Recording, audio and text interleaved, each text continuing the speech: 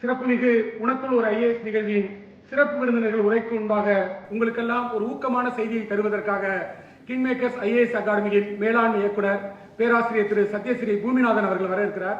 அவரை பத்தி பேசணும்னா ரொம்ப நேரம் நான் பேசுறேன். ஏன்னா சாரே கொஞ்சமா தான் பேச போறதுனால இரண்டு செய்திகளை மட்டும் சொல்றேன். ஏன்னா இந்து தமிழ் இசைக்கும் கிங் மேக்கர்ஸ் ஐஏஎஸ் அகாடமிக்கும் ஒரே வயசு. என்னை அவரையும் பார்த்துட்டு சொல்லாதீங்க, எங்க பத்திரிகைக்கு சரி அவரோட நிறுவனத்துக்கும் ஒரே வயசு தான்.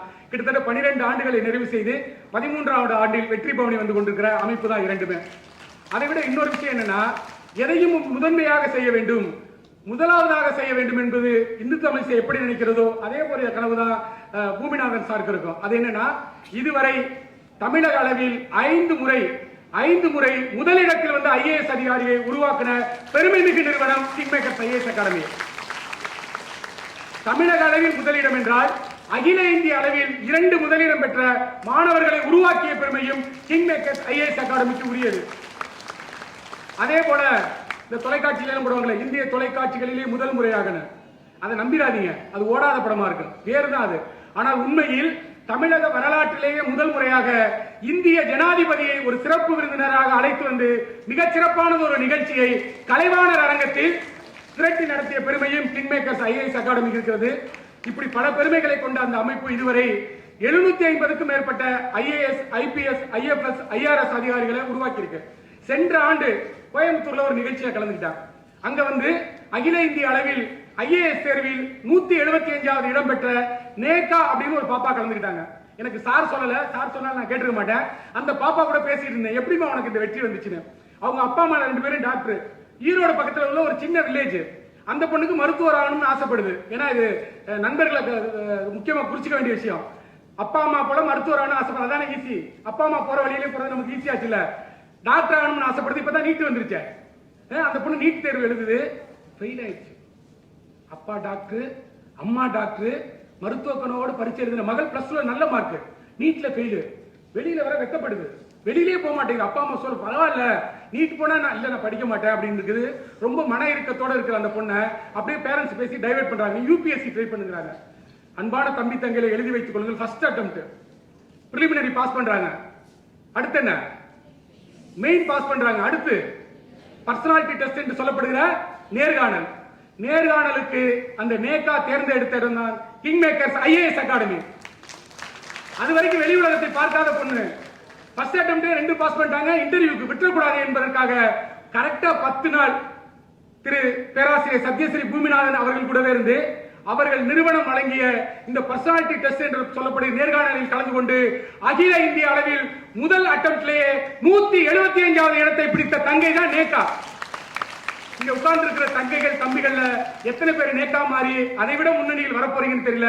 அப்படி நீங்களும் வாழ்வில் வெற்றி பெற வேண்டும் என்பதற்கான ஊக்க உரையை வழங்குவதற்காக கிங் மேக்கர்ஸ் ஐஏஎஸ் அகாடமியின் மேலாண்மை இயக்குனர் திரு பேராசிரியர் சத்யஸ்ரீ பூமிநாதன் அவர்களை உங்கள் அன்பின் கரவொலியோடு வரவேற்கிறேன்.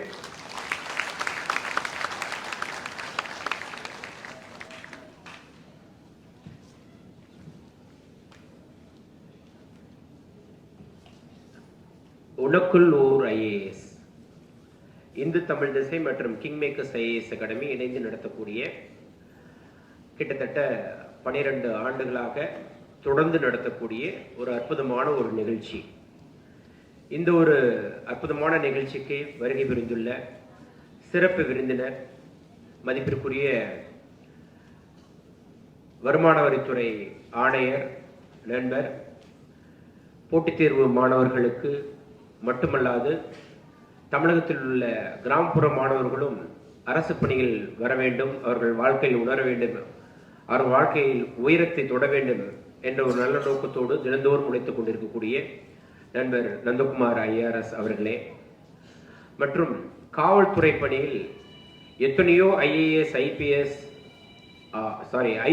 அதிகாரிகள் எத்தனையோ பேர் இதுவரை சேர்ந்திருந்தாலும் ஒரு சில ஐபிஎஸ் அதிகாரிகள் மட்டுமே தமிழக அளவில் இந்த துறையில் சேர வேண்டும் என்ற ஒரு ஆர்வத்தை தூண்டக்கூடிய வகையிலே செயல்படக்கூடிய காவல்துறையை சேர்ந்த அதிகாரிகள்.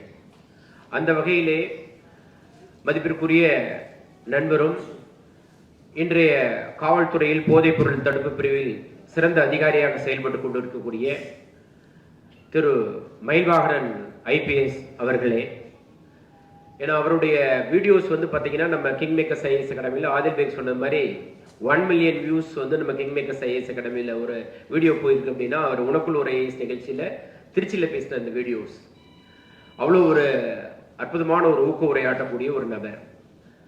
அதே போல இப்போ எனக்கு முன்னாடி பேசின ஆதில் சார், எக்கானமி அப்படின்னாவே ஆதில் தமிழ்நாட்டை பொறுத்தளவில் இன்னைக்கு ஒரு சிறந்த ஃபேக்கல்டி ஃபார் எக்கனாமிக்ஸ் சப்ஜெக்ட்டுக்கு. டெல்லியில் நம்ம ஒரு மாடியூல்ஸ் ஒன்று போட்டிருந்தோம் எக்கனாமிக்ஸ் சர்வேக்காக, எக்கனாமிக்ஸ் சப்ஜெக்டுக்காக. அங்கே டெல்லியில் இருக்கக்கூடிய சிறந்த பயிற்சி மையங்கள்லாம் ஆச்சரியப்படுற லெவலுக்கு எக்கனாமிக்ஸ் சப்ஜெக்டை ரொம்ப எக்ஸலண்ட்டாக நடத்தி கொடுத்து அங்கேயும் நல்ல பேர் வாங்கின ஒரு தமிழ்நாட்டுக்கும் ஒரு பெருமை சேர்த்து ஒரு நபர் ஆதில் பேக் அவர்கள். அதே போல ஒரு 12 ஆண்டுகளுக்கு மேலாக இந்தியாவில் இருக்கக்கூடிய பல மாநிலங்களில் போய் கிளாஸஸ் எடுத்து தமிழ்நாட்டிலேருந்து வரக்கூடிய ஃபேக்கல்டிஸ்னாவே ஒரு பெஸ்ட் ஃபேக்கல்டிஸாக இருப்பாங்க அப்படின்ற ஒரு இமேஜை வந்து கேரி பண்ணி இன்னைக்கு சென்னையில் இருக்கக்கூடிய மாணவர்களுக்கும் சரி, கடந்த ஒரு 10-12 ஆண்டுகளாக சிவில் சர்வீஸ் எக்ஸாமினேஷனில் வெற்றி பெற்ற மாணவர்களுக்காக இருக்கட்டும், எல்லாருக்குமே ஒரு பரிச்சயமான ஒரு முகம் அப்படின்னா நம்மளுடைய சத்யபால் தீபக் சார். அவர் வந்து இந்தியன் பாலிட்டி எடுக்கிறதுல ஒரு எக்ஸ்பர்ட், பொலிட்டிக்கல் சயின்ஸ் ஆப்ஷன் எடுக்கிறதுல ஒரு எக்ஸ்பர்ட். ஸோ அவரும் இந்த நிகழ்ச்சிக்கு வந்து வருகை புரிந்திருக்கார். ஆக்சுவலா இந்து தமிழ் திசை வந்து ஆரம்பத்திலிருந்தே இன்னைக்கு வரைக்கும் போட்டித் தேர்வு எழுதக்கூடிய இந்த மாணவர்களுக்காக நிறைய ஒரு நிகழ்ச்சிகளை பண்ணிக்கிட்டு இருக்காங்க. அதே போல தமிழ் ஆர்வலர்களை வந்து ஒருங்கிணைத்து யாதும் தமிழின் ஒரு அற்புதமான ஒரு நிகழ்ச்சி பண்ணிக்கிட்டு இருக்காங்க. ஆரம்ப காலகட்டம் முதல் இன்றைய தேதி வரைக்கும் தனக்குன்னு ஒரு தனி ஒரு முத்திரையை வந்து பதிச்சுக்கிட்டு இருக்கக்கூடிய ஒரு முன்னணியான ஒரு டெய்லி நியூஸ் பேப்பர். அவங்க வந்து இந்த டைட்டில் உனக்குள் ஒரு ஐஏஎஸ் அப்படின்ற ஒரு டைட்டில் வந்து ஒரு ப்ரோக்ராம் பண்ணலாம், நம்ம பிளான் பண்ணலாம் அப்படின்றப்ப என்ன ரீசன் அப்படின்னு கேட்டீங்கன்னா, தமிழ்நாட்டில் அவேர்னஸ் வந்து ரொம்ப குறைவா இருக்கு. செய்தித்தாள் என்ற முறையில் எங்களுக்கு வந்து சோசியல் ரெஸ்பான்சிபிலிட்டிஸ் இருக்கு. இதோட இணைந்து நம்ம கிங் மேக்கர்ஸ் ஐஏஎஸ் அகாடமி சேர்ந்து செய்யலாம்னு சொல்லி ஒரு 10 ஆண்டுகளுக்கு முன்னாடி பிளான் பண்ணது.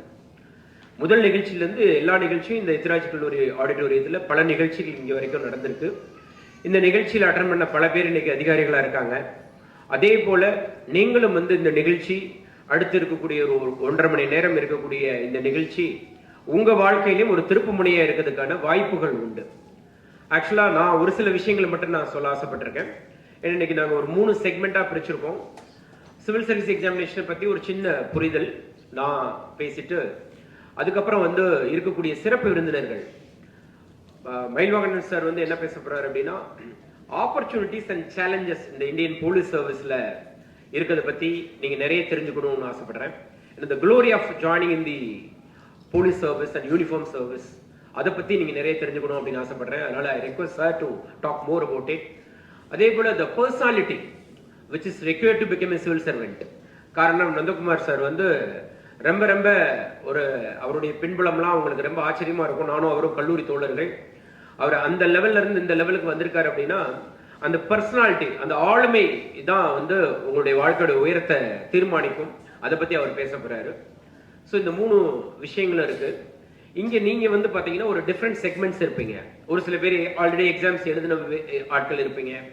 ஒரு சில பேர் இந்த வருஷம் அப்ளிகேஷன் போட்டவங்க இருப்பீங்க. ஒரு சில பேர் வந்து ஸ்கூல் இப்பதான் வந்து படிச்சு முடிச்சுட்டு வந்திருப்பீங்க. எத்தனை பேர் +2 ஜஸ்ட் முடிச்சுட்டு வந்தவங்க இருக்கீங்க? எஸ். எத்தனை பேர் காலேஜ் படிச்சுட்டு இருக்கீங்க?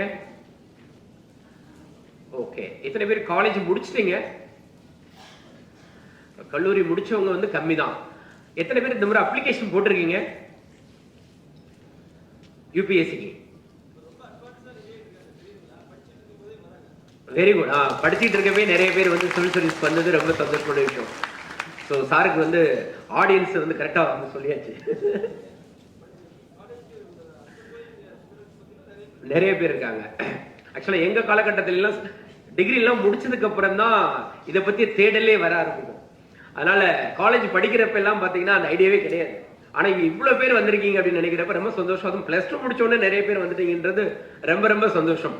ஏன்னா நீட் எக்ஸாமினேஷனுக்கு தான் எல்லாருமே என்ன பண்ணுவாங்க கேட்டா 6th ஸ்டாண்டர்ட்ல இருந்து படிக்க ஆரம்பிப்பாங்க.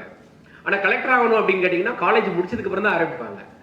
அதுவும் 10 மாசம் தான் ட்ரை பண்ணுவாங்க. ஆனா நீட்டுக்கெல்லாம் ரிப்பீட்டர் கோர்ஸ் எல்லாம் ஜாயின் பண்ணுவாங்க. ஆனா சிவில் சர்வீஸ்க்கு அதெல்லாம் ட்ரை பண்ண மாட்டாங்க. ஆனா இங்க வந்து பாக்குறப்ப ரொம்ப சந்தோஷமா இருக்கு. காரணம் இப்ப ஜஸ்ட் +2 முடிச்ச மாணவர்கள் இங்க வந்திருக்கீங்க. ஆல்ரெடி எக்ஸாம்ஸ் எழுதினவங்க யாரா இருக்கீங்க? சிவில் சர்வீஸ் எக்ஸாம் ஒரு அட்டெம்ப்ட் அங்க பின்னாடி கைது பண்ணாங்க. 1 2 3 4 5 6. ஓகே. ஸோ அப்போ ஒவ்வொருத்தவங்களோட தேடல் வந்து வித்தியாசமா இருக்கும். இன்னைக்கு இந்த நிகழ்ச்சியில அப்ப நாங்க ஜஸ்ட் 4 பேரையும் அட்ரஸ் பண்ற மாதிரி பேசி ஆகணும். ஒரு 5 மினிட்ஸ். ஏற்கனவே அட்டெம்ப்ட் கொடுத்த மாணவர்கள் ஏன் வெற்றி பெற முடியல அப்படின்னு அனலைஸ் பண்ணி தயவு செய்து பார்க்கணும். அப்படின்னா ப்ரீவியஸ் இயர் கொஸ்டின்ஸ் சரியா பார்த்துட்டீங்களான்னு பாருங்க. அதே போல நிறைய கேள்வித்தாள்களை இந்த இருக்கக்கூடிய இந்த 60-65 நாள்ல சால்வ் பண்ணி பாருங்க. டெய்லி ஒரு டெஸ்ட் எடுத்து பாருங்க. அதே போல சிசாட்ல போச்சா ஜிஎஸ்ல போச்சான்னு அனலைஸ் பண்ணுங்க.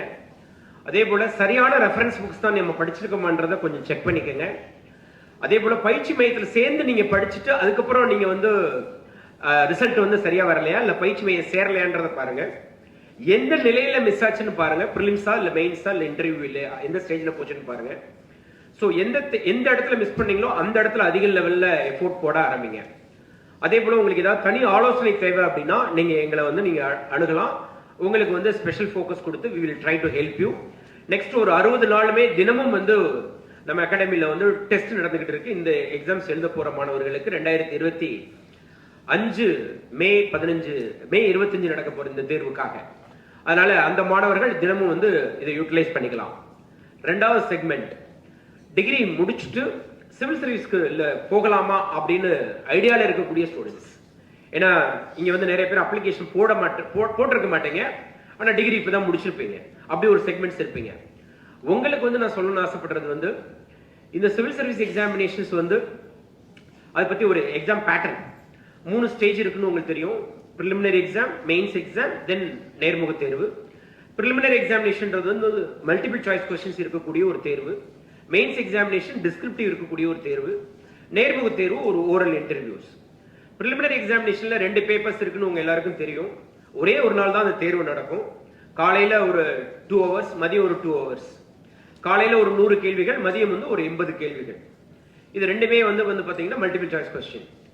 இதை முடிச்சதுக்கு அப்புறம் மெயின்ஸ் எக்ஸாமினேஷன். மெயின்ஸ் எக்ஸாமினேஷன்ல 9 பேப்பர்ஸ் இருக்கும். 2 பேப்பர் வந்து qualifying papers, Tamil and English. அது இல்லாம ஒரு 7 core papers, 4 general studies papers, ஒரு எஸ்ஏ பேப்பர், தென் வந்து விருப்பப்படம் சொல்லக்கூடிய ஆப்ஷனல் பேப்பர்ஸ் வந்து 2. ஒரே ஒரு சப்ஜெக்ட் ஆனா 2 பேப்பர்ஸ், மொத்தம் 7 பேப்பர்ஸ். ஒவ்வொரு பேப்பருக்கும் 250 மதிப்பெண்கள், 1750 மதிப்பெண்கள். இதுதான் நீங்க பேசிக்கா தெரிஞ்சுக்கணும். 1750 மதிப்பெண்களையும் நேர்முக தேர்வுக்கு வந்து 275 மதிப்பெண்கள், மொத்தம் 2025 மதிப்பெண்களுக்கு இந்த தேர்வு வந்து நடக்குது. இந்த 2025 மதிப்பெண்களுக்கு நம்ம வந்து ஃபுல்லாவே எடுக்கணும்னு அவசியம் இல்லை, 50% எடுக்கணும்னு கூட அவசியம் இல்லை. நீங்க ஒரு 40ல இருந்து 45% நீங்க மார்க் அரௌண்ட் வந்து 750 to 800 மார்க்ஸ் வச்சிருந்தாவே நீங்க நேர்முக தேர்வுக்கு வந்து குவாலிஃபை ஆயிரலாம் 1750ல. அதுக்கப்புறம் 2025 அந்த 275 மார்க்ல நீங்க என்ன மதிப்பெண்கள் எடுக்கிறீங்களோ அந்த மார்க்கையும் ஆட் பண்ணி தான் ஃபைனல் ரிசல்ட்ஸ் வந்து கொடுப்பாங்க. அதனால பிரிலிமினரி எக்ஸாமினேஷன் எடுக்கக்கூடிய மதிப்பெண்கள் வந்து உங்களுடைய ஃபைனல் செலெக்ஷன் வந்து தீர்மானிக்காது. அது வந்து ஒரு 10 லட்சம் மாணவர்கள் விண்ணப்பிக்கக்கூடிய அந்த தேர்வுல ஒரு 13,000 பேர் மட்டும்தான் மெயின்ஸ் எக்ஸாமினேஷன் எடுப்பாங்க. அந்த 13,000க்குள்ள வர்றதுக்காக நடக்கக்கூடிய ஒரு ஃபில்ட்ரேஷன் ப்ராசஸ் தான் அந்த பிரிலிமினரி எக்ஸாமினேஷன். அந்த 13,000ல இருந்து ஒரு கிட்டத்தட்ட ஒரு 3000 மாணவர்கள் மட்டும்தான் நேர்முக தேர்வு கூப்பிடுவாங்க. ஒரு 1000 வேகன்சிஸ் அப்ராக்சிமேட்டா இருக்கு அப்படின்னா. சோ அந்த வேரியஸ் 3 ஸ்டேஜஸ் பத்தி தெரிஞ்சுக்கணும். இது இல்லாம நீங்க தெரிஞ்சுக்க வேண்டியது என்னன்னா இந்த தேர்வுக்கு வந்து படிக்க வேண்டிய ரிசோர்சஸ் என்னன்னு கேட்டீங்கன்னா என்சிஆர்டி புக்ஸ்ல இருந்து நம்ம ஆரம்பிப்போம். NCERT school text books 6th இருந்து 10th வரைக்கும் இருக்கக்கூடிய புக்ஸ் இதை வந்து அவசியம் படிக்கணும். அது ஒரு 15 புக்ஸ் வந்து ரொம்ப கட்டாயம் சொல்லி வச்சிருக்கோம். 6th இருந்து 10th வரைக்கும் இருக்கக்கூடிய புக்ஸ், அது தாண்டி +1 +2ல ஒரு சில புக்ஸ் இருக்கும். நம்ம இங்க படிக்க போற சப்ஜெக்ட்ஸ் வந்து பியூர் சயின்ஸோ பியூர் மேத்தமெட்டிக்ஸோ கிடையாது. இங்க வந்து பெரும்பாலும் படிக்கக்கூடிய சப்ஜெக்ட்ஸ் வந்து ஹிஸ்டரி, ஜியோகிராஃபி, எக்கானமி, பாலிட்டி. இந்த 4 சப்ஜெக்ட்ஸ் தான் ரொம்ப கோர் சப்ஜெக்ட்ஸ் சொல்லுவோம். மிச்ச சப்ஜெக்ட்ஸ் எல்லாம் ஓரளவு வந்து ஜெனரல் சப்ஜெக்ட்ஸ் தான். ரொம்ப அதோட வெயிட்டேஜ் வந்து கொஞ்சம் கம்மி தான். ஆனா இந்த 4 சப்ஜெக்ட்ஸ் தான் கோர் சப்ஜெக்ட்ஸ். ஸோ இது ரொம்ப நீங்க முக்கியமா தெரிஞ்சுக்க வேண்டிய விஷயங்கள். 3வது தெரிஞ்சுக்க வேண்டிய விஷயங்கள், 21 வயசுல இந்த எக்ஸாம்ஸ் எழுதலாம். 37 வயசு வரைக்கும் இந்த எக்ஸாம்ஸ் வந்து எழுதலாம் எஸ்சி கேண்டிடேட்ஸ். 35 வயசு வரைக்கும் எழுதலாம் ஓபிசி கேண்டிடேட்ஸ். 32 வயசு வரைக்கும் எழுதலாம் ஜெனரல் கேண்டிடேட்ஸ். 9 முறை எழுதலாம் ஓபிசி கேண்டிடேட்ஸ். அன்லிமிட்டெட் அட்டெம்ப்ட் கொடுக்கலாம் எஸ்சி எஸ்டி கேண்டிடேட்ஸ். 6 முறை எழுதலாம் ஜெனரல் கேண்டிடேட்ஸ். இது வந்து நீங்க தெரிஞ்சுக்கணும். அதே போல வந்து பாத்தீங்கன்னா விருப்ப பாடமா எந்த சப்ஜெக்டா சூஸ் பண்ணலாம் அப்படின்னா உங்களுக்கு எந்த சப்ஜெக்ட்ஸ் வந்து டிகிரி படிக்கிறப்ப உங்களுக்கு பிடிச்ச சப்ஜெக்ட் இருந்துச்சுன்னா அதுவே எடுத்துக்கலாம். அப்படி இல்லையா, கிட்டத்தட்ட ஒரு 52 சப்ஜெக்ட்ஸ் கொடுத்துருப்பாங்க. எந்த சப்ஜெக்ட்ஸ் வேணாலும் நீங்க எடுத்துக்கலாம். தமிழ் லிட்டரேச்சர் எடுத்துக்கலாம், அல்லது பொலிட்டிக்கல் சயின்ஸ் எடுத்துக்கலாம், அல்லது சோசியாலஜி எடுத்துக்கலாம், அல்லது ஜியோகிராஃபி எடுத்துக்கலாம், அல்லது பப்ளிக் அட்மினிஸ்ட்ரேஷன் எடுத்துக்கலாம், அல்லது சைக்காலஜி எடுத்துக்கலாம், அல்லது லா எடுத்துக்கலாம். இப்படிப்பட்ட சப்ஜெக்ட்ஸ் எல்லாமே வந்து ரொம்ப ரொம்ப ஃபேமஸான சப்ஜெக்ட்ஸ் சிவில் சர்வீஸ் எக்ஸாமினேஷன்ஸ்ல. நல்ல ஹை ஸ்கோரிங் எடுக்கக்கூடிய சப்ஜெக்ட்ஸ். எல்லா இடத்துலையுமே ஃபேக்கல்டிஸ் கிடைப்பாங்க, ரிசோர்சஸ் கிடைப்பாங்க, ரிசோர்ஸ் மெட்டீரியல்ஸ் கிடைக்கும். தமிழ்நாட்டிலேயே உங்களுக்கு நல்ல எக்ஸ்பர்ட்ஸ் எல்லாம் கிடைப்பாங்க. ஸோ இது வந்து உங்களுக்கு ஒரு தகவல். மூன்றாவது நீங்க தெரிஞ்சுக்க வேண்டியது, இந்த டிகிரி முடிச்சுட்டு உள்ள என்டர் ஆகக்கூடிய கேண்டிடேட்ஸ் நம்பர் ஆஃப் அப்ளிகன்ஸை வச்சு கவலைப்பட வேண்டாம். 10 லட்சம் பேர் விண்ணப்பிச்சா கூட 5 லட்சம் பேர் வந்து பாத்தீங்கன்னா எக்ஸாம் ஹால் பிரிலிமினரி எக்ஸாமினேஷனுக்கு வரமாட்டாங்க. அதனால இந்த காம்படிஷனை பத்தி கவலைப்பட வேண்டாம். அதே போல 5 லட்சம் பேர் வந்தவங்க கூட சின்சியரா இருப்பாங்களான்னு கேட்டா கிடையாது. 2-3 லட்சம் பேர் சும்மா வந்துட்டு ஒரு எக்ஸ்பீரியன்ஸ்க்காக வந்துட்டு போற கேண்டிடேட்ஸ். மீத இருக்கக்கூடிய கேண்டிடேட்ஸ்ல ரொம்ப சீரியஸா படிக்கக்கூடிய கேண்டிடேட்ஸ் பாத்தீங்கன்னா ஒரு 30,000 பேர் மட்டும்தான் இந்த எக்ஸாம்ஸ்க்கு வந்து இந்தியா முழுக்க ரொம்ப ரொம்ப சின்சியரா படிக்கக்கூடிய ஸ்டூடெண்ட்ஸ்.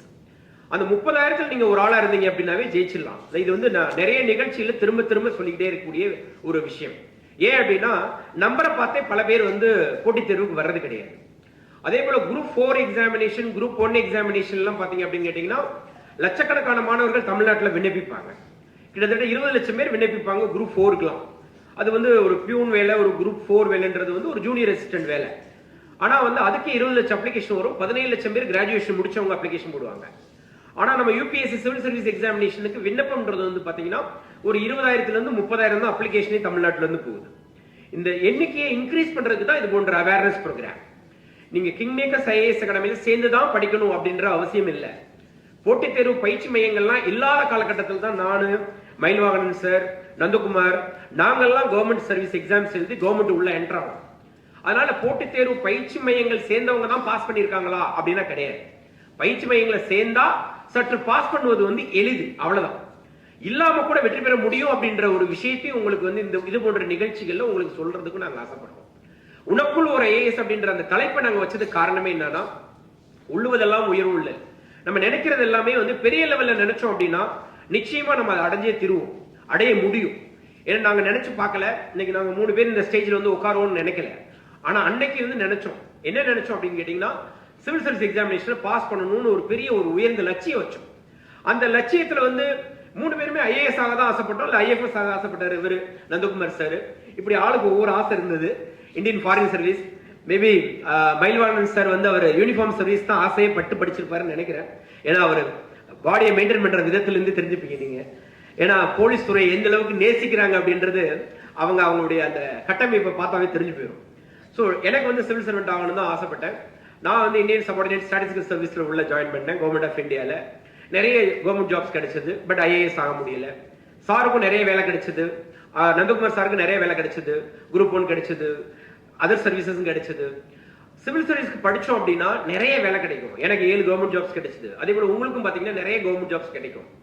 ஆனா இந்த சிவில் சர்வீஸ்ல வந்து பாத்தீங்கன்னா இந்த ஐஏஎஸ், ஐபிஎஸ், ஐஎஃப்எஸ், ஐஆர்எஸ் இது போன்ற வேலைகள் மட்டும்தான் இருக்குன்னு நீங்க நினைச்சுக்கிட்டு இருப்பீங்க. அது கிடையாது. இதை தாண்டி நிறைய வேலைகள் இருக்கு. Indian audit and account service, Indian civil account service, Indian postal service, Indian information service. இந்த போஸ்ட்ல நிறைய பேருக்கு தெரியாது. இந்தியன் ட்ரேட் சர்வீஸ், அதே போல armed forces head quarter services, இது எல்லாத்துக்கும் சேர்ந்து ஒரே எக்ஸாம்ஸ் தான் கண்டக்ட் பண்றாங்க. ஆனா நம்ம என்ன நினைக்கிறோம், ஐஏஎஸ் ஏதோ தனி எக்ஸாம்ஸ் இருக்கதா நினைக்கிறோம். அதுல ஆல் இந்தியா சர்வீசஸ் இருக்கு, குரூப் ஏ சர்வீசஸ் இருக்கு, குரூப் பி சர்வீசஸ் இருக்கு. சோ குரூப் பி சர்வீசஸ் இருக்கக்கூடிய எக்ஸாம்ஸ் தான் சிவில் சர்வீஸ் எக்ஸாம். அப்ப சிவில் சர்வீஸ் எக்ஸாமினேஷன் ஏன் நம்ம அவ்வளவு டிஃபிகல்ட்டான எக்ஸாம் நம்ம நினைக்கிறோம் அப்படின்னா, அந்த எக்ஸாம்ல தான் ஐஏஎஸ் சேர்ந்து இருக்கு. சோ அதனால அப்படி நினைக்கிறோம். சோ நம்ம அப்படி நினைக்க வேண்டாம். சோ முதல் விஷயம், இது ரொம்ப கடினமான தேர்வு அப்படின்னு நீங்க நினைச்சீங்க அப்படின்னா இன்றைய தேதியில இருந்து அப்படி நினைக்காதீங்க. இது வந்து மிகைப்படுத்தப்பட்ட ஒரு 10ஆம் வகுப்பு அல்லது 12ஆம் வகுப்பு தேர்வுன்னு நினைக்கிறேன். 10ஆவதுல 10th பிளஸ் 2ல எப்படி படிச்சீங்களோ அப்படி படிச்சாவே நம்ம பாஸ் பண்ணலாம். ஆனா காலேஜ்ல படிச்சது மாதிரி படிக்க கூடாது. ஓகே? ஏன்னா உங்களுக்கு தெரியும் எப்படி படிச்சிருப்பீங்க அப்படின்ட்டு. காலேஜ் படிக்கிறப்ப நல்லாவே கைதட்டலாம். கைதட்டணும் முடிவு பண்ற நல்லா கைதட்டணும். நீங்க கைதட்டதுலயே தெரியுது காலேஜ்ல எப்படி படிச்சிருக்கீங்க அப்படின்னு. Very good. சோ கல்லூரியில படிச்சது மாதிரி படிச்சோம்னா குரூப் 4 தான் பாஸ் பண்ணுவோம். +2ல படிச்ச மாதிரி படிச்சோம்னா எந்த எக்ஸாம் பாஸ் பண்ணலாம்? ஐஏஎஸ் ஆயிடலாம். 10th +2 நம்ம என்ன பண்ணுவோம்? கரெக்டா கிளாஸ்க்கு போயிடுவோம் இல்லையா? ஜெயிக்கிறமோ இல்லையோ ஸ்டேட் டாப்பர் ஆகணும்னு ஒரு ஆசை வைப்போம் இல்ல? ஸ்டேட் டாப்பர் ஆகிறமோ இல்லையோ அட்லீஸ்ட் டிஸ்ட்ரிக்ட் டாப்பர் ஆகணும்னு ஆசைப்படுவோம். டிஸ்ட்ரிக்ட் டாப்பர் ஆகிறமோ இல்லையோ கிளாஸ்லயாவது டாப்பர் ஆகணும்னு ஒரு எய்ம் வைப்போம். கிளாஸ்ல டாப்பர் ஆகிறமோ இல்லையோ சென்டம் அடிக்கிறதுக்கு ட்ரை பண்ணுவோம். அந்த கான்ஃபிடன்ஸ் எங்கடா போச்சு? சிவில் சர்வீஸ் எக்ஸாமினேஷன்ல 40 to 45% எடுத்தா நீங்க ஐஏஎஸ் ஐபிஎஸ் அவ்வளவு பெரிய போஸ்ட் கிடைக்குது. But you are not trying for it. ஆனா நம்ம எதுக்கெல்லாம் ட்ரை பண்றோம்? குரூப் 4 எக்ஸாம், குரூப் 2 எக்ஸாம், இந்த மாதிரி எக்ஸாம் தான் ட்ரை பண்றோம். இந்தியன் இன்ஜினியரிங் சர்வீஸ் எக்ஸாம்னு ஒன்று இருக்கு, தமிழ்நாட்டில் ட்ரையே பண்றது இல்ல. இந்தியன் எக்கனாமிக் சர்வீஸ்னு ஒன்று இருக்கு, ட்ரையே பண்றது இல்ல. இந்தியன் ஸ்டாட்டிஸ்டிக்கல் சர்வீஸ் எக்ஸாம்னு ஒன்று இருக்கு, ட்ரையே பண்றது இல்ல. என்னுடைய நண்பர் இங்க திருமால் வந்திருக்காரு, அவரும் வந்து சிவில் சர்வீஸ் எங்க கூட ஒன்னா ப்ரிப்பரேஷன் பண்ணவர், இப்ப பேங்க்ல வந்து மேனேஜரா இருக்காரு. எல்லாரும் ஐஏஎஸ் தான் ட்ரை பண்ணோம். ஐஏஎஸ் ஆகலைன்னா கூட இன்னைக்கு அத்தனை பேருமே நல்லா இருக்கும். சோ எய்ம்ன்றது வந்து யாராவது ஸ்டேஜ்ல நாங்க ஐஏஎஸ் இருக்கமா? கிடையவே கிடையாது. ஆனா அத்தனை பேருமே ஒரு நல்ல பொசிஷன்ல இருக்கும். ஓகே, ஆனா எய்ம்ன்றது பெருசா எய்ம் பண்ணுங்க. சோ இதுதான் நான் வந்து இந்த ஃபர்ஸ்ட் இயர் டிகிரி முடிச்சுட்டு வரக்கூடிய மாணவர்கள் சொல்லக்கூடிய கருத்து. அடுத்து ஒரே ஒரு செக்மெண்ட், இப்பதான் +2 முடிச்சுட்டு வந்த மாணவர்கள் எப்ப இருந்து படிக்க ஆரம்பிக்கலாம் சார்? இப்ப இருந்து படிக்க ஆரம்பிக்கலாமா? எஸ், இப்ப இருந்து படிக்க ஆரம்பிக்கிறது தான் best method. First year, second year, third year இந்த 3 இயர்ஸ்மே நீங்க வந்து காம்படிட்டிவ் எக்ஸாமினேஷனுக்கு படிச்சீங்கன்னா டெய்லி 2 to 2 hours நீங்க டெய்லி வந்து ஒன்னு பயிற்சி மையத்துக்கு சேர்ந்து படிங்க. எல்லா பயிற்சி மையங்களிலுமே இப்ப இன்டகிரேட்டட் கோர்ஸ் அப்படின்னு சொல்லி ஒன்னு ஆரம்பிச்சிருக்காங்க. First year, second year, third இயர்ல இருந்தே வரலாம். கல்லூரி முடிச்சதுக்கு அப்புறம் நீங்க வந்து நேரா அகாடமிக் வந்துட்டு படிச்சுட்டு போகலாம். அதே போல சாட்டர்டே சண்டேஸும் வந்து கிளாஸஸ் நடக்கும். சாட்டர்டே சண்டே தனி batch, evening batch, online batch இதெல்லாம் நடக்கும். இதுல ஏதாவது ஜாயின் பண்ணி படிக்கலாம். அதே போல வந்து யூபிஎஸ்சிக்கு படிச்சுட்டு இருக்கப்பவே +2 எலிஜிபிலிட்டியில் இருக்கக்கூடிய எல்லா கவர்மெண்ட் காம்படிட்டிவ் எக்ஸாமினேஷன்ஸும் எழுதி பழகுங்க. அதுவும் உங்களை வந்து அடுத்த லெவலுக்கு கொண்டு போகும். அதே போல டிஃபென்ஸ் சர்வீசஸ்க்கு வந்து தமிழ்நாட்டில இருந்து நிறைய ஆபீசர் கேடருக்கு என்ட்ரி ஆகிறது இல்ல. அசிஸ்டன்ட் கமாண்டன்ட் சிஏபிஎஃப்னு ஒரு அற்புதமான போஸ்ட் இருக்கு, அதுக்கெல்லாம் ட்ரை பண்ற ஆட்கள் ரொம்ப கம்மி. Reserve bank of India great பின்னு ஒரு அற்புதமான ஒரு போஸ்ட் இருக்கு, அதுக்கு ட்ரை பண்ற ஆட்கள் ரொம்ப ரொம்ப கம்மி. பேங்க் பிஓவுக்கும் பேங்க் கிளரிக்கல் போஸ்டுக்கு ட்ரை பண்ற ஆட்கள் ரொம்ப ஜாஸ்தி. ஆனா ஆர்பிஐ கிரேட் பிக்கு ட்ரை பண்ற ஆட்கள் ரொம்ப ரொம்ப குறைவு. பிரச்சனை என்னன்னு கேட்டீங்கன்னா நம்மள அண்டர் எஸ்டிமேட் பண்ணி குறைவான எக்ஸாம்ஸ்க்கு மட்டும் தான் நம்ம ட்ரை பண்றோம். குறைவான சேலரி இருக்கக்கூடிய, குறைவான மதிப்பு இருக்கக்கூடிய அந்த மாதிரியான எக்ஸாம்ஸ் தான் ட்ரை பண்றோம். காரணம் நம்ம நினைக்கிறோம் அதெல்லாம் ஈஸி, மிச்சம் கஷ்டம் அப்படின்ட்டு. ஆக்சுவலா ஜெயிச்சவங்கள்ட்ட கேட்டு பாருங்க, சில நேரங்கள் வந்து இவங்க எல்லாம் குரூப் 4 எக்ஸாம்ல கூட ஃபெயில் ஆயிருப்பாங்க. ஆனா குரூப் 1 எக்ஸாமினேஷன்ல ஈஸியா பாஸ் பண்ணிடுவாங்க. எனக்கு நிறைய பேர் தெரியும். எனக்கு தெரிஞ்ச ஒரு all India rank 4th rank வாங்கின ஒரு ஐஏஎஸ் ஆபீசர், அவர் பேர் சொல்லி பாசப்படல. காரணம் என்னன்னா அவர் குரூப் 4 எக்ஸாம்ல ஃபெயில் ஆயிட்டு. ஓகே, அவர் நாங்களாம் ஒன்னா தான் எழுதணும் எக்ஸாம். இந்தியா லெவல்ல 4th ரேங்க், தமிழ்நாட்டில் 1st ரேங்க். ஸோ யாரை சொல்றேன்னு அவங்க 2 பேரும் கண்டுபிடிச்சிருப்பாங்க. ஓகேயா, ஏன்னா எங்க கூட ப்ரிப்பரேஷன் பண்ணவங்க. இப்போ சொல்லுங்க, all India rank 4th rank IAS எக்ஸாம்ல, இங்க குரூப் 4 எக்ஸாம்ல அவர் ஃபெயில் ஆயிட்டாரு. ஒருவேளை குரூப் 4ல ஃபெயில் ஆனதை நினைச்சுக்கிட்டு ஐயோ நம்மளால ஐஏஎஸ் ஆக முடியாது நினைச்சிருந்தாருன்னா என்ன ஆயிருக்கும் யோசிச்சு பாருங்க. ஓகே, சோ அவருடைய திறமை வந்து ஒரு லீடர் ஆகிறதுக்கு, ஒரு ஆபீசர் ஆகிறதுக்காக இருந்திருக்கு. பட் அவரை போய் எங்க போய் சோதிச்சிருக்கோம் அப்படின்னு கேட்டீங்கன்னா, ஒரு கிளரிக்கல், ஒரு பியூன் லெவல்ல இருக்கக்கூடிய எக்ஸாம்ஸ்ல டெஸ்ட் பண்ணி பார்த்தோம்னா அந்த ஸ்கில் அவர்கிட்ட இல்ல. சோ அவர்கிட்ட இருந்த ஸ்கில் வேற. நம்ம என்ன பண்ணிக்கிறோம் நிறைய நேரம், ஐயோ நான் குரூப் 4 பாஸ் பண்ணல, நான் எங்க குரூப் 2 பாஸ் பண்றது, நான் எங்க குரூப் 2 பாஸ் பண்ணல, நான் எங்க குரூப் 1 பாஸ் பண்றது, நான் குரூப் 1 பாஸ் பண்ணல, நான் எங்க சிவில் சர்வீஸ் பாஸ் பண்றது. இப்படி நம்மளை எப்பவுமே வந்து என்ன பண்ணிக்கிறோம் அப்படின்னு கேட்டீங்கன்னா, ஒப்பிட்டு பார்த்து நம்மளை அண்டர் எஸ்டிமேட் பண்ணிக்கிறோம். தயவுசெய்து அது பண்ண வேண்டாம். உள்ளுவதெல்லாம் உயிர் உள்ளல். யூபிஎஸ்சி சிவில் சர்வீஸ் எக்ஸாமினேஷன்ல 850 அச்சீவர்ஸை நான் பார்த்திருக்கேன். ஒவ்வொருத்தவங்களுடைய பேக்ரவுண்ட் எனக்கு தெரியும்.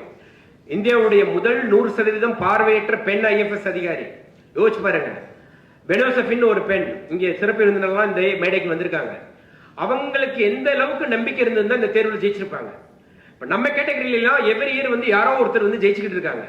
ஆனா அவங்க கேட்டகரியில அவங்க சிவில் சர்வீஸ் படிக்க வரப்ப இந்தியாலேயே யாருமே பாஸ் பண்ணதில்லை, நீ மட்டும் பாஸ் பண்ணிருவேன்னு அந்த பொண்ணை கேட்டிருக்காங்க. இப்ப நம்ம கேட்டகரியில அந்த மாதிரிலாம் கிடையாது. ஆனா அந்த பொண்ணு கேட்டகரியில இந்தியாலே யாருமே பாஸ் பண்ணல. ஆனா அந்த பொண்ணு இந்தியால யாருமே பாஸ் பண்ணலன்னா என்ன, இந்தியாவின் முதல் பெண் ஜனாதிபதி வரலையா, இந்தியாவின் முதல் பெண் பிரதமர் வரலையா, அதே போல இந்தியாவின் முதல் பெண் இந்தியன் ஃபாரின் சர்வீஸ் ஆபீசரா நான் வருவேன் அப்படின்னு சொல்லிட்டு வந்ததுனாலதான் இன்னைக்கு கிங் மேக்கர்ஸ் ஐஏஎஸ் அகாடமி, இன்னைக்கு அந்த பொண்ணை பத்தி இந்த மேடையில நான் பேசிக்கிட்டு இருக்கேன். யாருமே முடியாத ஒரு காரியத்தையே முடிச்சு காமிச்ச பெண்கள்லாம் இங்க இருக்கிறப்ப தாராளமா எவ்ரி இயர் 1000 பேர் பாஸ் பண்ணிக்கிட்டு இருக்கக்கூடிய இந்த தேர்வுல நம்மளாலே வெற்றி பெற முடியும் அப்படின்ற அந்த நம்பிக்கையோடு இந்த +2 படிச்ச மாணவர்கள் இப்ப தேர்ந்தெடுக்கக்கூடிய அந்த கோர்ஸ், எந்த கோர்ஸ் படிச்சா ஐஏஎஸ் ஆகிறதுக்கு எளிமையா இருக்கும் அப்படின்னா, உங்களுக்கு எந்த டிகிரி ரொம்ப பிடிச்சிருக்கோ அந்த டிகிரி நீங்க ஜாயின் பண்ணுங்க. இன்ஜினியரிங் படிச்சாலும் ஐஏஎஸ் ஆகலாம், மெடிசன் படிச்சாலும் ஐஏஎஸ் ஆகலாம், ஆர்ட்ஸ் படிச்சாலும் ஐஏஎஸ் ஆகலாம், சயின்ஸ் படிச்சாலும் ஐஏஎஸ் ஆகலாம். பட் ஃபியூச்சர் என்ன ஆகும் சார்? அன்சர்டனிட்டி எப்படி சார்? நான் வந்து ஒருவேளை ஹிஸ்டரி எடுத்தா என் ஃபியூச்சர் என்ன ஆகும்? ஜியோகிராஃபி எடுத்தா என் ஃபியூச்சர் என்ன ஆகும்? பொலிட்டிக்கல் சயின்ஸ் எடுத்தா என் ஃபியூச்சர் என்ன ஆகும்? சோசியாலஜி எடுத்தா என் ஃபியூச்சர் என்ன ஆகும்? அப்படிலாம் கவலையே பட தேவையில்லை. காரணம், இன்ஜினியர் எடுத்தா மட்டும் ஃபியூச்சர் பயங்கரமா இருக்கா? சொல்லுங்க பாப்போம். கிடையாது இல்ல. ஸ்விக்கி வண்டி ஓட்டுறப்ப நேத்து பார்த்தேன், தம்பி நீ என்னப்பா ஸ்விக்கி டெலிவரி பண்ணிட்டு போறாரு. அவர் வந்து ரொம்ப இங்கிலீஷ்ல சூப்பரா பேசுறாரு. உடனே என்ன கேட்டேன், வாட் இஸ் யுவர் குவாலிஃபிகேஷன் அப்படின்ட்டு. சார் நான் வந்து பிடெக் இன்ஜினியரிங் சார். பிடெக் முடிச்சுட்டு அவர் வந்து ஸ்விக்கி ஓட்டுறாரு. ஸோ இன்ஜினியரிங் முடிச்சா மட்டும் அவருக்கு வந்து பயங்கரமா வேலை கிடைச்சிட போதா? கிடையாது. எந்த சப்ஜெக்ட் படிச்சாலும் நீங்க சரியா படிச்சு அதை சரியா பயன்படுத்தினா மட்டும்தான் பெரிய லெவலுக்கு போக முடியும். அதுக்காக பிடெக் படிச்சா வந்து எல்லாரும் ஸ்விக்கி போயிடும் நினைச்சிட வேண்டாம். ஏன்னா இன்ஜினியரிங் படிக்கலாம், ஆர்ட்ஸும் படிக்கலாம், சயின்ஸும் படிக்கலாம், பிடிச்சு படிக்கணும், அவ்வளவுதான். எந்த டிகிரி படிச்சாலும் ஐஏஎஸ் ஆகலாம், அதை ஞாபகம் வச்சுக்கோங்க. இந்தியாவில் பாஸ் பண்ற 1000 பேர்ல கிட்டத்தட்ட நிறைய பேர் வந்து இன்ஜினியர்ஸ் பாஸ் பண்ணுவாங்க. ஏன் அப்படின்னு கேட்டீங்கன்னா, இன்ஜினியரிங் முடிச்சு நிறைய பேர் சிவில் சர்வீஸ் எக்ஸாம்ல தான் வர்றாங்க.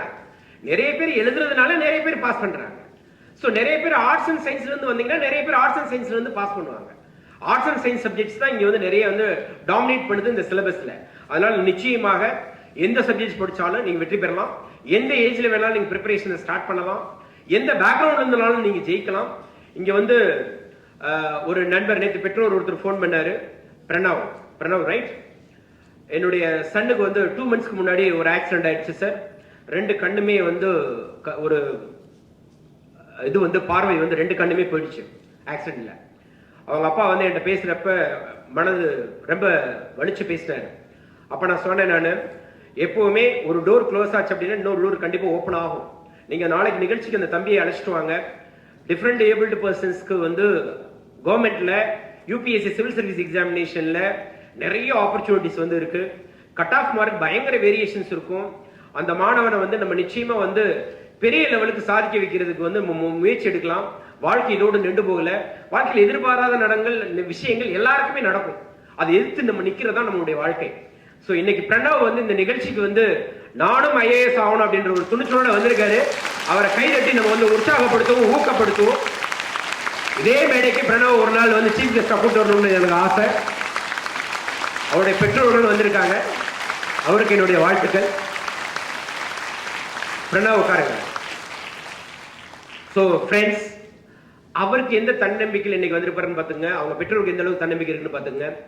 லைஃப்ல நம்ம எப்பவுமே பெரிய லெவலுக்கு எய்ம் பண்ணா வாழ்க்கையில பெரிய ஒரு இடத்துக்கு நம்ம போயிடலாம். அப்படிப்பட்ட எய்ம் பண்ணதுனால தான் நான் இங்க உங்க முன்னாடி நிற்கிறேன்.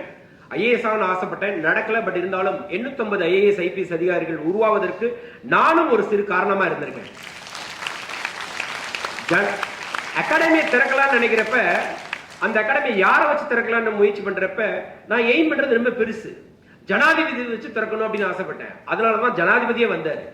இல்லைன்னா நடந்திருக்காது. எய்ம் பண்றது பெருசா எய்ம் பண்ணுங்க, நிச்சயமா அது நடக்கும் அப்படின்ற நம்பிக்கை எனக்கு இருக்கு. அந்த நம்பிக்கையை விதைக்கிறதுக்கான ஒரு அற்புதமான நிகழ்ச்சி தான் இந்த உனக்குள் ஒரு ஐஏஎஸ் நிகழ்ச்சி. உங்களை போல நானும் ஆர்வமா வெயிட் பண்ணிக்கிட்டு இருக்கேன். 2 சிறப்பு விருந்தினர்களுமே அற்புதமான சிறப்பு விருந்தினர்கள், அவங்களுடைய ஸ்பீச்சை கேட்கறதுக்காக. அதே போல ஒரு நிகழ்வை நான் இங்க சொல்ல ஆசைப்படுறேன். இதே மேடை, இதே போன்ற ஒரு மேடை சென்ற ஆண்டு நான் சொன்னேன். கோயம்புத்தூர்ல நடந்த ஒரு நிகழ்ச்சியில நம்ம முருகேசன் சார் சொன்னாங்க, நேகா அப்படின்னு ஒரு சகோதரி ஈரோடு மாவட்டத்திலிருந்து டாக்டர் கனவு செதஞ்சு போச்சு. ஆனா முதல் முயற்சியில அவங்க வந்து ஐபிஎஸ் அதிகாரியா மாறி தமிழ்நாட்டுல ஃபர்ஸ்ட் ரேங்க்ல யங்கஸ்ட் ஐபிஎஸ் ஆபீசரா இப்ப ஜாயின் பண்ண போறாங்க. இப்ப ட்ரைனிங்ல இருக்காங்க. அதை பத்தி சொன்னாங்க. அந்த நிகழ்வில் இன்னொன்னு சொன்னேன் நான். போன வருஷம் வந்து முருகேசன் சாருடைய டாக்டர், முருகேசன் சார் தான் தொகுத்து வழங்கிட்டு இருக்காரு. சார் தான் முருகேசன் சார், இந்து தமிழ் தேசியனுடைய ஒரு மூத்த ஆசிரியர். அவருடைய பெண் வந்து பாத்தீங்கன்னா போன முறை நேர்முக தேர்வு வரைக்கும் போயிருந்தாங்க, யூபிஎஸ்சி நேர்முக தேர்வுல. பட் அன்பார்ச்சுனேட்லி லாஸ்ட் இயர் வந்து கிடைக்கல. அந்த மேடையில சொன்னேன், சார் இந்த வருஷம் ஒரு பொண்ணு தான் வந்து கிடைக்கல, ஆனா அடுத்த வருஷம் பாருங்க உங்க 2 பெண்மணிகளுமே 2 பெண் குழந்தைகளுமே யூபிஎஸ்சி எக்ஸாமினேஷன்ல ஜெயிக்க போறாங்க அப்படின்ட்டு. இப்ப 2 பேருமே பிரிலிமினரி பாஸ் பண்ணி மெயின்ஸ் பாஸ் பண்ணி ஒரே வீட்டுல 2 IAS அதிகாரிகள் வர போறாங்க இன்னும் ஒரே மாசத்துல.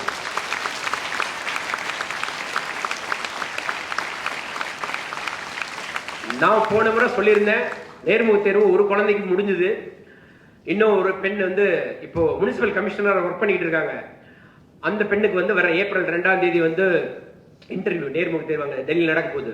அற்புதமான பெர்ஃபார்மன்ஸ் 2 பேரோட இன்டர்வியூமே. நம்ம அகாடமியில் வந்து பார்த்தீங்கன்னா யூபிஎஸ்சியோட முன்னாள் சேர்மனை வச்சு ட்ரைனிங் கொடுப்போம்.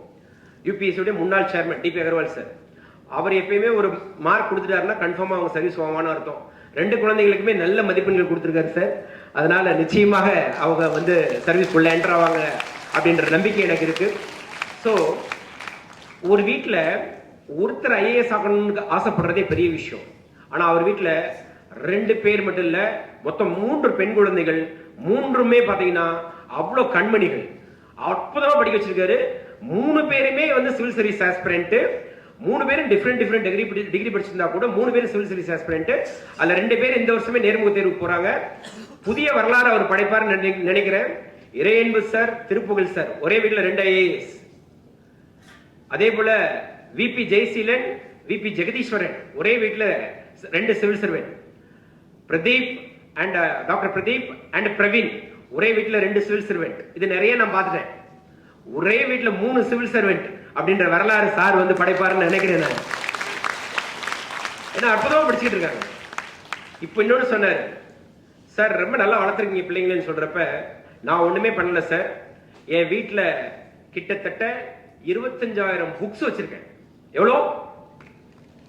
25,000 புத்தகங்கள். மேடம் அவங்களுடைய வைஃப் வந்து பாத்தீங்கன்னா மிகப்பெரிய ஒரு ரைட்டர். ஓகே, வெகு விரைவில் அவங்களுக்கு வந்து சாகித்ய அகாடமி விருது கிடைக்கும் அப்படின்னு நம்பிக்கை எனக்கு இருக்கு. தன்னை பார்த்து தான் தன்னுடைய குழந்தைகள் வளர்றாங்க.